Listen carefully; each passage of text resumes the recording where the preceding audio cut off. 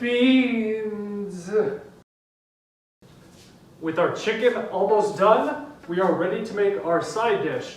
And for this one, I think that homemade refried beans would be a great addition to go with these chicken and cheese taquitos, so it works out perfectly.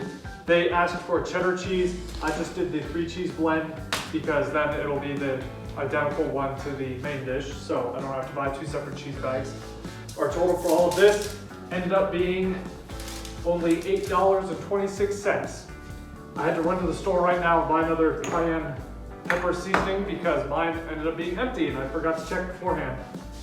But other than that, this one is very straightforward, so let's go ahead and start cooking.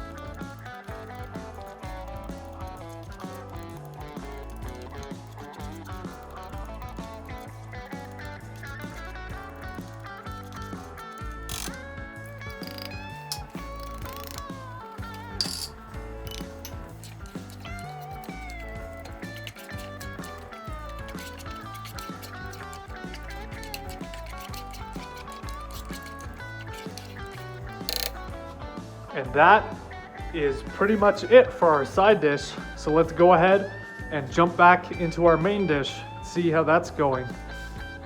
Ooh. And there we have it, our final product.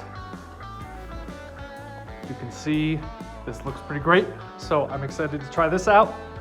Thanks for watching, and I will catch you back at the main video for our taquitos.